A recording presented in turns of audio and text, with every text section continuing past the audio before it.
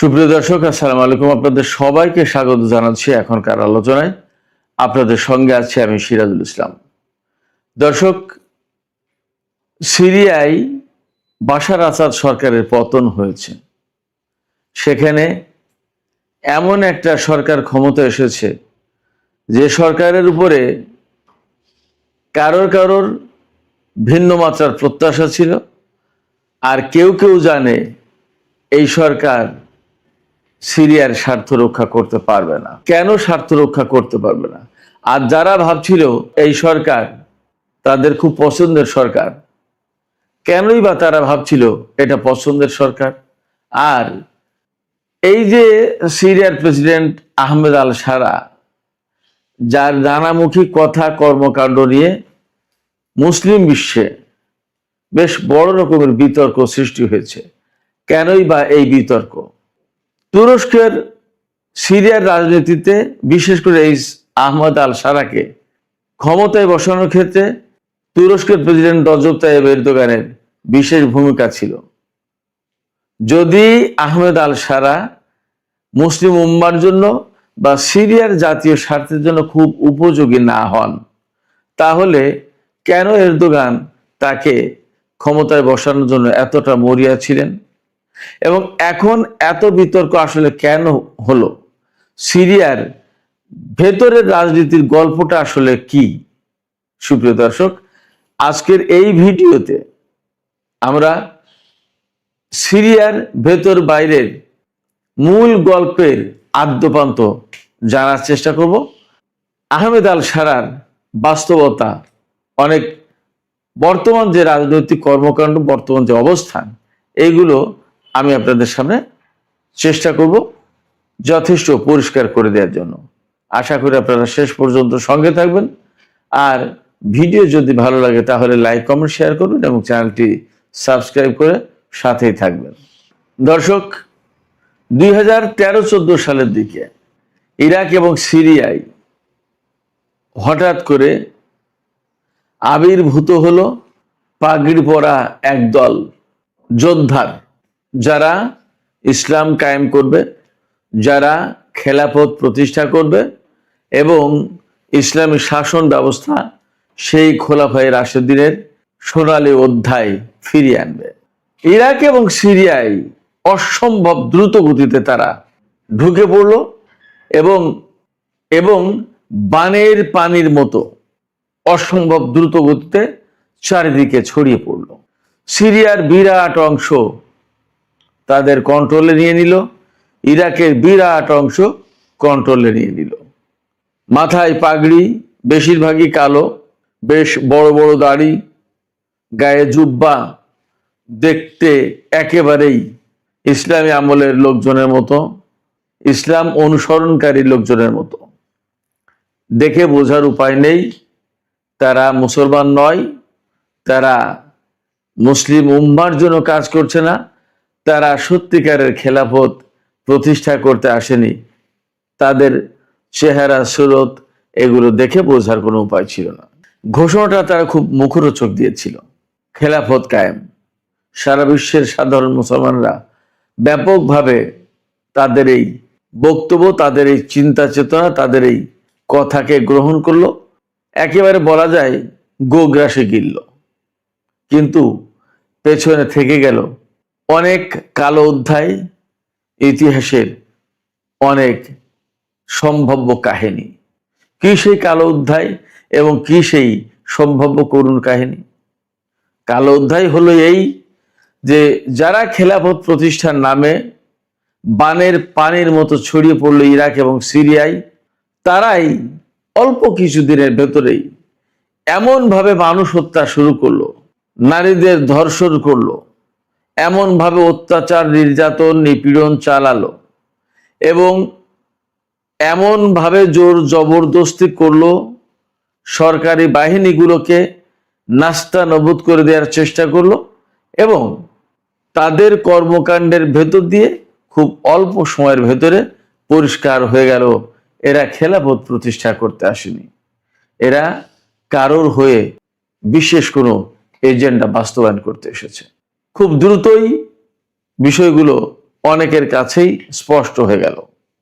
বিশেষ করে ইরান এই বিষয়টি খুব দ্রুত বুঝে ফেলল এবং এর পাল্টা ব্যবস্থা নেওয়া শুরু করলো। অনেকে ইরানকে এই খেলাফত প্রতিষ্ঠাকারীদের বিরুদ্ধ শক্তি বলে তখন প্রচার শুরু করলো এবং এই ব্যাপারে অর্থাৎ খেলাফত প্রতিষ্ঠাকারী সকল যে লোকজন তাদের পক্ষে পাশ্চাত্য এবং আরব অঞ্চলের গণমাধ্যমগুলো একেবারে চোখ বন্ধ করে সমর্থন দিল, নানানভাবে তাদের কর্মকাণ্ডকে বৈধ করলো এবং ইরান যেটা করতে চাইলো অর্থাৎ তাদেরকে প্রতিরোধ করার চেষ্টা করলো। সিরিয়ার প্রেসিডেন্ট বাশার আল আসাদ তিনি প্রতিরোধ করার চেষ্টা করলেন। ইরাকের তখন মালিকি সরকার, সম্ভবত নুরি আল মালিকি, তারা প্রতিরোধ করার চেষ্টা করলেন। সবাইকে তখন ইসলাম বিরোধী আখ্যা দেয়া হলো, মুসলিম বিরোধী, মুসলিম স্বার্থের বিরোধী এটা চেষ্টা করা হলো প্রতিষ্ঠা করার জন্য। কিন্তু বাস্তবতা আসলেই নির্মম এবং এই কথিত খেলাফত প্রতিষ্ঠাকারী কারা ছিল তাদের বিষয় পরিষ্কার হয়ে গেল। এবং পরিষ্কার হলো সবচেয়ে এই বিষয়টি যে এরা প্রকৃতপক্ষে মুসলমানদের স্বার্থে তো নয়, বরং মুসলমান এবং ইসলামদের ধ্বংস করার জন্য এসছে। তারা যে সমস্ত উগ্রবাদী সন্ত্রাসবাদী কর্মকাণ্ডে জড়িয়ে পড়লো, যেগুলো করতে থাকলো, তাতে সারা বিশ্বের কাছে এই মেসেজ যেতে থাকলো যে ইসলাম বুঝি এমনই, ইসলাম বুঝি এমন উগ্রবাদী, এমন সন্ত্রাসী। অতএব তারা যে প্রকৃতপক্ষে ইসলামকে সর্বনাশ করতে এসেছে এইটা একটা পর্যায়ে গিয়ে মানুষের কাছে পরিষ্কার হলো। এর ভেতরে ইরাক এবং সিরিয়ায় হাজার হাজার মানুষ প্রাণ দিল। শুরু হলো লড়াই। এক পাশে পশ্চিমা এবং আরব বিশ্বের ব্যাপক সমর্থন পুষ্ট, তুরস্কের সমর্থন পুষ্ট এই আইএস এবং এখান থেকে অনেকগুলো ফ্যাকশন তৈরি হলো, হায়াতে তাহরির শাম, এরকম অনেকগুলো সংগঠন হলো, যার কোনোটার পেছনে তুরস্ক, কোনোটার পেছনে আমেরিকা, কোনোটার পেছনে ইসরায়েল, কোনোটার পিছনে আরব বিশ্ব, এইভাবে। বাট সবারই চূড়ান্ত লক্ষ্য সিরিয়া থেকে বাশার আল আসাদ সরকারকে হটাও। ইরাকে তারা খেলাফত কায়েম করেছে এবং অন্যায়, অনাচার, নির্যাতন, হত্যা, ধর্ষণ এগুলো চালিয়ে যাচ্ছে। ইরাকে আসা মানেই হচ্ছে ইরানের সীমান্তে একদম। তখন ইরানের তো গায়ে জ্বালা ওঠার কথা। আলটিমেটলি ইরানও রুখে দাঁড়ালো এবং এই কাজে সিরিয়ার প্রেসিডেন্ট বাশার আল আসাদ ইরান এবং রাশিয়ার সমর্থন চাইলো, সাহায্য চাইলো। ওপাশে লেবানন থেকে একটা প্রতিরোধকামী সংগঠন বাশার আল আসাদকে সাহায্য করার জন্য এগিয়ে আসলো। শুরু হলো তুমুল লড়াই। এর ভেতরে আমেরিকা এবং পাশ্চাত্যের আরো বহু সংখ্যক দেশ, নেটোভুক্ত দেশ, বহু সংখ্যক দেশ, মোট 65 দেশ তাদের যৌথ বিমান বাহিনী গঠন করলো এবং তারা সিরিয়ায় এই কথিত ইসলামী শক্তি আইএস এর বিরুদ্ধে বিমান হামলা চালাতে শুরু করলো। নামে নামে বিমান হামলা চালায়, কিন্তু আসলে কাজে কিছু হয় না। যে বিমান হামলা চালায় তাতে সিরিয়ার সাধারণ লোকজন মরে, সিরিয়ার সরকারি প্রতিষ্ঠান, সরকারি স্থাপনা ধ্বংস হয়, সিরিয়ার সামরিক ঘাটের উপর হামলা চালায়, সিরিয়ার সামরিক বাহিনীর উপর হামলা চালায়, প্রকৃতপক্ষে আইএস এর উপরে হামলা হয় না। তখন একটা পর্যায়ে বারাক ওবামা ক্ষমতা এবং হিলারি ক্লিন্টন পররাষ্ট্রমন্ত্রী, হিলারি ক্লিন্টনের নেতৃত্বে ফ্রেন্ডস অফ সিরিয়া নামে একটা সংস্থা গঠন করা হলো। এই সংগঠন বা এই সংস্থার দুটো বৈঠক হয়েছে তুরস্কে, ফ্রেন্ডস অফ সিরিয়া। তুরস্কের সাথে বাশার আল আসাদের কিন্তু একসময় খুব ভালো সম্পর্ক ছিল। দুই প্রতিবেশী দেশ, অনেক ইতিহাস, ঐতিহ্য, অনেক কিছু একসাথে। অথচ একটা পর্যায়ে গিয়ে এই বাশার আল আসাদ সরকারকে উৎখাত করার জন্য এরদোগান উঠে পড়ে লাগলেন। তিনি সিরিয়ায় মুসলিম ব্রাদারহুডের শাসন কায়েম করার কথা বললেন। নিজের দেশে ইসলামী শাসন প্রতিষ্ঠার কোনো খবর নেই, নিজের দেশে মুসলিম ব্রাদারহুডের শাসনের কোনো খবর নেই, কিন্তু সিরিয়ায় মুসলিম ব্রাদারহুডের শাসন প্রতিষ্ঠার জন্য তিনি খুব অ্যাডামেন্ট হয়ে উঠলেন, সিরিয়াস হয়ে উঠলেন। তিনি এই যে আজকে যে আহমেদ আল সারা, তাদের যে মূল সংগঠন হায়াতে তাহরির শাম, তাদেরকে সমর্থন দেওয়া শুরু করলেন রজব তাইয়িপ এরদোগান। তার টার্গেট ছিল সিরিয়ার একটা বিরাট বড় ভূখণ্ড তুরস্কের আওতাধীন করতে হবে, নিজেদের অধীনস্থ করতে হবে। বাশার আল আসাদ সরকার থাকলে এটা সম্ভব না। তুরস্কের এটা কাহিনী। ইসরায়েল বা পাশ্চাত্যের তাদের প্রত্যাশা ছিল বাশার আল আসাদ সরকার যতক্ষণ পর্যন্ত ক্ষমতা আছে ততক্ষণ পর্যন্ত সিরিয়ার আকাশ, সিরিয়ার ভূমি মুক্ত না। অতএব ইসরায়েল যে গ্রেটার ইসরায়েল প্রতিষ্ঠা করতে চায় সেটা সম্ভব না। একেবারে ইসরায়েল থেকে সামনে পা বাড়ালেই সিরিয়া, বাশার আল আসাদ সরকার, যারা কখনো ইসরায়েলের সাথে সম্পর্ক প্রতিষ্ঠার চিন্তাও করেনি, বরং যুদ্ধ করেছে কয়েকবার। অনেক দেশ, আরব দেশ ইসরায়েলের সাথে মীমাংসা করেছে, আপোষ করেছে, কিন্তু বাশার আল আসাদ সরকার বা তার বাবা হাফিজ আল আসাদের সরকার কখনো আপোষ যায়নি। এছাড়া ইসরায়েল যে গ্রেটার ইসরায়েল প্রতিষ্ঠা করতে চায় বা আমেরিকার নিউ মিডল ইস্ট প্ল্যান বাস্তবায়ন করতে চায়, সেটা করতে গেলে সিরিয়াকে ভাঙতে পারলে বা সিরিয়ার বাশার আসাদকে যদি উৎখাত করে দেওয়া যায়, তাহলে দ্রুত গতিতে ইরাক দখল করে নেবে, ইরান দখল করে নেবে, একদম সহজ। তখন আফগানিস্তানে কিন্তু মার্কিন বাহিনী দখলদারিত্ব কায়েম করে রেখেছে। এইরকম একটা প্রেক্ষাপটে সিরিয়া দখল করাটা খুব গুরুত্বপূর্ণ ছিল। ইরান এই পলিটিক্স বুঝতে পারলো, এই ষড়যন্ত্র বুঝতে পারলো, বুঝে তারা দ্রুতই রুখে দাঁড়ালো, রাশিয়ার সাহায্য নিল এবং বাশার আল আসাদ সরকার টিকে গেল। এপাশে ইরান একটা অবস্থায় থাকলো, রাশিয়াও অবস্থায় থাকলো, সারা বিশ্বে রাশিয়ার নতুন করে একটা প্রভাব প্রতিপত্তি তৈরি হলো। এর ভিতর দিয়ে ইসরায়েল কিন্তু প্রায় প্রতিদিন সিরিয়ায় হামলা চালায়। অথচ সিরিয়ায় কিন্তু ইরান তার একটা ভালো অবস্থান গড়ে তুলছিল, সামরিক অবস্থান। এবং সেই সময় ফিলিস্তিন, লেবানন থেকে শুরু করে ইরাক, ইয়েমেন, সব জায়গায় একটা প্রভাবশালী প্রতিরোধকামী সংগঠন, তারা এই যে প্রক্সি ফোর্স যেটা, এরা গড়ে উঠল। এই ভেতরে ইরানি কনসুলেটে হামলা চালালো ইসরায়েল, যাতে ইরান প্রতিশোধ হিসেবে ইসরায়েলে হামলা চালালো। শুরু হলো ইসরায়েল এবং ইরান যুদ্ধ, ইতিহাসের নতুন অধ্যায়।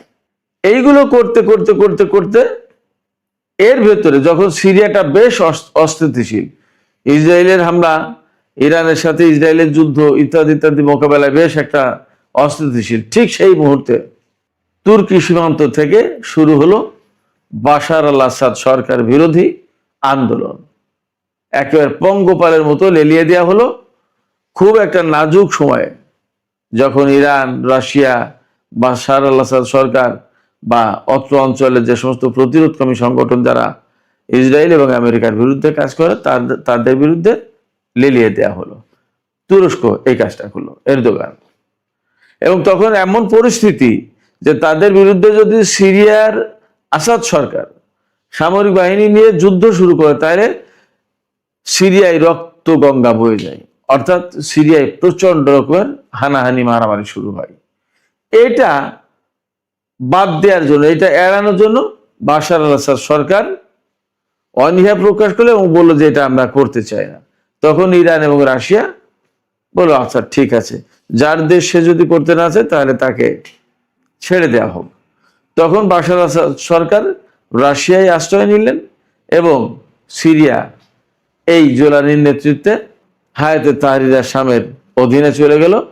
তারা সরকার কায়েম করলো, ইসলামী সরকার প্রতিষ্ঠা করবে বলেছিল, কিন্তু জোলানির অধীনে সিরিয়া যাওয়ার কয়েকদিনের ভেতরেই ইসরায়েল ব্যাপকভাবে কয়েকদিন ব্যাপী হামলা চালিয়ে সিরিয়ার সমস্ত সামরিক ঘাঁটি, অস্ত্র, ক্ষেপণাস্ত্র, প্রতিরক্ষা ব্যবস্থা, যত যা কিছু ছিল সমস্ত সবকিছু ধ্বংস করে দিল। এবং তখন তো সিরিয়ার সামরিক বাহিনী সংগঠিত না, আসাদ সরকার নেই, কে কার পক্ষে যাবে, অনেক কিছু, কার বিচার হবে কার বিচার হবে না, জোলানি কারে রাখবে কারে রাখবে, অনেক কিছু। এইরকম একটা সুযোগ দিয়ে ইসরায়েল একদম তছনছ করে দিল সিরিয়াকে।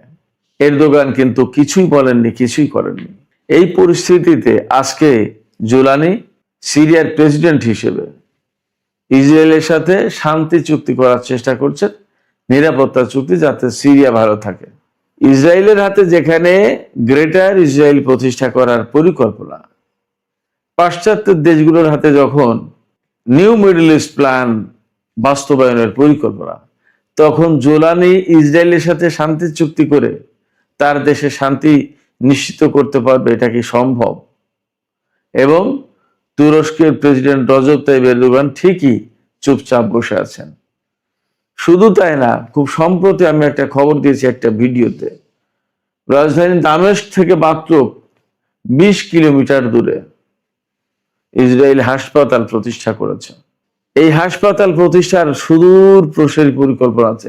একটা স্বাধীন সার্বভৌম দেশ, সেই স্বাধীন সার্বভৌম দেশের সরকারকে না বলে ইসরায়েল হাসপাতাল প্রতিষ্ঠা করছে, অথচ এই ইসরায়েল একসময় সিরিয়ার ভেতরে প্রবেশ করার সাহস পেত না।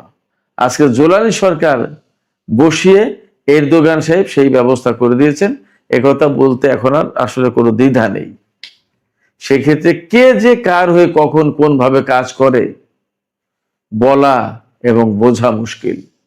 সুপ্রিয় দর্শক, আজকে মধ্যপ্রাচ্যের যে পরিস্থিতি, সেই পরিস্থিতিতে কোনো মতেই না সিরিয়ার জন্য, না মধ্যপ্রাচ্যের মুসলিম জনগোষ্ঠীর জন্য, না মুসলিম উম্মার জন্য এই আহমেদ আল সারা ওরফে জোলানি কোনো ভূমিকা রাখতে পারবে, বরং তিনি কারো কারো হাতের পুতুল হয়ে সিরিয়ার প্রেসিডেন্টের পদ অলঙ্কৃত করেছেন। সুপ্রিয় দর্শক, আজকের আলোচনা এখানেই শেষ করতে চাই। আলোচনা শেষের আগে আমি আপনাদের কাছে জানতে চাই, আপনাদের মতামত বুঝতে চাই যে আহমেদ আল সারা বা ওরফে জোলানি যিনি, তিনি কি আসলেই সিরিয়ার জাতীয় স্বার্থ রক্ষা করতে পারবেন, নাকি তিনি আসলে অন্য কোনো শক্তির পুতুল হয়ে কাজ করছেন? আপনাদের কি মনে হয়? আপনাদের মতামত জানিয়ে কমেন্টে লিখতে পারেন। আর ভিডিও ভালো লাগলে লাইক, কমেন্ট, শেয়ার করবেন এবং চ্যানেলটি সাবস্ক্রাইব করে সাথেই থাকবেন। দর্শক, আজকের আলোচনা এখানেই শেষ করছি। আপনারা সবাই অনেক অনেক ভালো থাকুন। আল্লাহ হাফেজ।